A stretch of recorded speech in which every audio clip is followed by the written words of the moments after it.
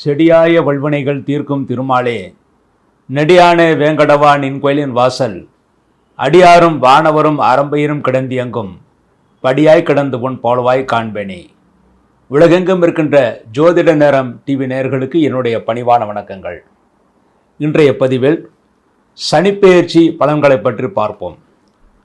நடப்பு குரோதி வருஷம் பங்குனி மாதம் 15ஆம் தேதி மார்ச் 29/3/2025 சனிக்கிழமை என்று இரவு 9:44 சனிப்பெயர்ச்சி. சனி பகவான் கும்பராசிலிருந்து மீனராசிக்கு சஞ்சாரம் செல்ல இருக்கிறார். இந்த சனிப்பெயர்ச்சி என்பது தொழில் காரகனாக இந்த சனி பகவான் இருப்பதனால் தொழில் என்பது வணிகம் ஓரளவு நன்றாகவே இருக்கும். அதுவும் எல்லாம் 2.25 வருடமும் இந்த மாதிரியான தொழில் பிரச்சனை வராது. அவ்வப்போது தொழில்துறையில் நன்மைகள் கூட கிடைக்கும். அதாவது இந்த சனிப்பெயர்ச்சியின் மூலமாக எப்பொழுதெல்லாம் சனி பகவானுக்கு குருடைய பார்வை இருக்கிறதோ அப்பொழுதெல்லாம் தொழில் பிரச்சனை இல்லாமல் தொழில் நன்றாக இருக்கும். இந்த சனிப்பெயர்ச்சி என்பது சிலருக்கு மங்கு சனி, சிலருக்கு குங்கு சனி, சிலருக்கு பொங்கு சனி, சிலருக்கு மரண சனி என்று இருக்கிறது. அது அந்தந்த ராசியை பொறுத்து மாறும். அந்தந்த ராசியை பார்க்கும்போது அதை பற்றிய விவரங்களை நாம் பார்ப்போம்.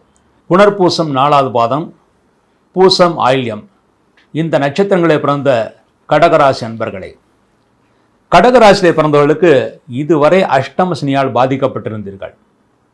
பெரிய பிரச்சனைகள், நிறைய சங்கடங்கள், திருமணம் ஆகாமல் இருக்கும், திருமணம் ஆகியிருந்தாலும் கணவன் மனைவிக்குள் பிரச்சனை இருந்திருக்கும்.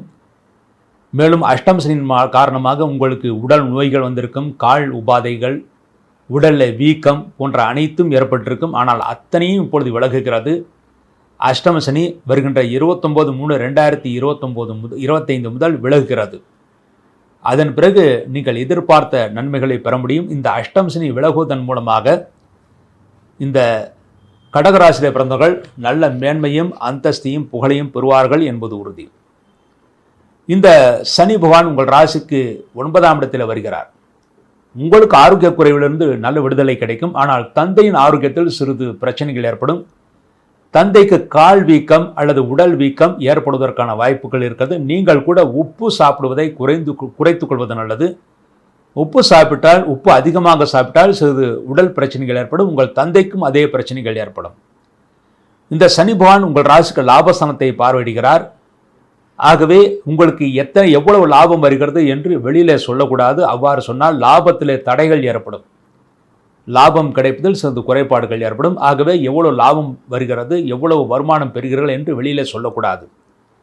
உங்கள் ராசிக்கு 3ஆம் இடத்தையும் அந்த சனிபகவான் பார்வையிடுகிறார். 11ஆம் இடத்தையும் பார்க்கிறார், 3ஆம் இடத்தையும் பார்க்கிறார். ஆகவே உங்களுடைய சகோதரர்களுக்கு உடல் ரீதியாக சிறு சிறு பிரச்சனைகள் ஏற்பட்டு பிறகு சரியாகும்.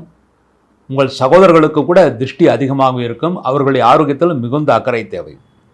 அடுத்து உங்கள் ராசிக்கு 6ஆம் இடத்தில் சனியுடைய பார்வை இருக்கிறது. உங்கள் ஆரோக்கியத்திற்கு இருந்த குறைபாடுகளுக்கு நல்ல மருத்துவம் கிடைக்கும். அந்த மருத்துவம் கிடைப்பதன் மூலமாக நீங்கள் நல்ல பூரண ஆரோக்கியத்தை இனிமேல் அடைவீர்கள். குடும்பத்திலே சுபகாரியங்கள் நடக்கும்.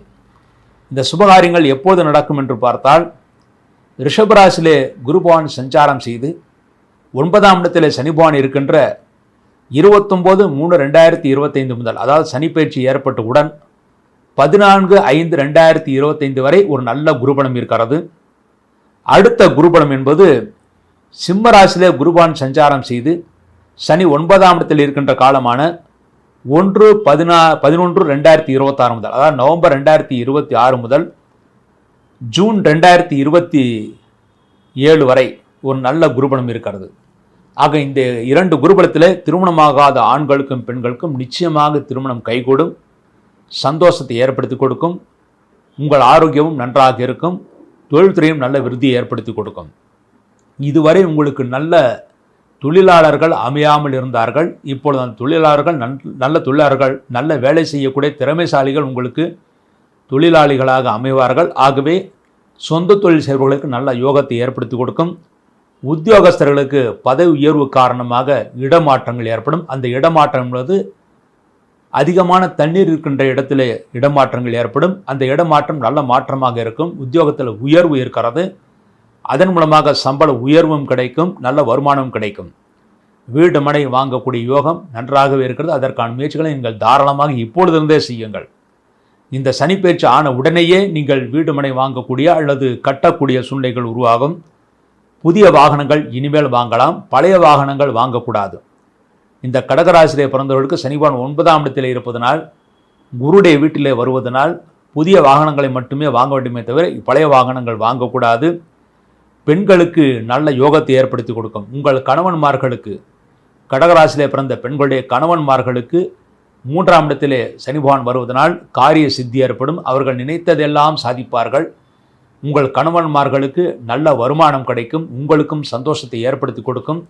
உங்கள் பெயரிலோ அல்லது உங்கள் கணவன்மார்களுடைய பெயரிலோ அல்லது இருவருடைய பெயரிலோ சேர்ந்து கூட்டாக வீடு மனை வாங்கக்கூடிய அந்த வாய்ப்புகள் இருக்கிறது. விவசாயிகள் நல்ல மகசூலையும் நல்ல லாபத்தையும் பெறுவார்கள்.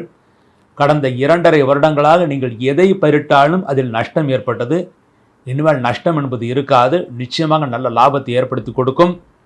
நீங்கள் எதை வேண்டுமானாலும் பயிரிடலாம். நிச்சயமாக அதற்குரிய வருமானம், நல்ல விலை உங்களுக்கு கிடைக்கும்.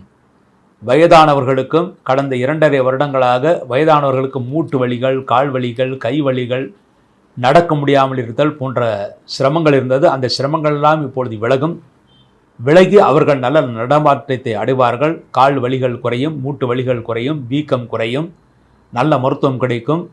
தேவஸ்தானங்களுக்கு யாத்திரைகளை செய்யலாம். காசி, ராமேஸ்வரம் போன்ற இடங்களுக்கு சென்றுட்டு வரலாம். அதன் மூலமாக நல்ல யோகத்தை அடைவார்கள். தோஷங்கள் விலகும், நன்மைகளை ஏற்படுத்தி கொடுக்கும். வினைகள், கர்ம வினைகள் தீரும்.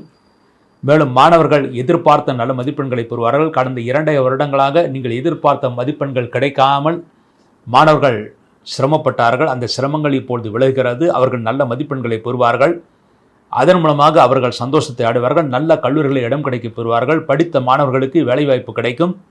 அதுவும் முக்கியமாக மார்ச் மாதத்திற்கு பிறகு, வருகின்ற 29/3/2025 மார்ச் மாதத்திற்கு பிறகு கேம்பஸ் இன்டர்வியூலேயே உங்களுக்கு வேலை வாய்ப்புகள் கிடைப்பதற்கான வாய்ப்புகள் மிக அதிகமாக இருக்கிறது.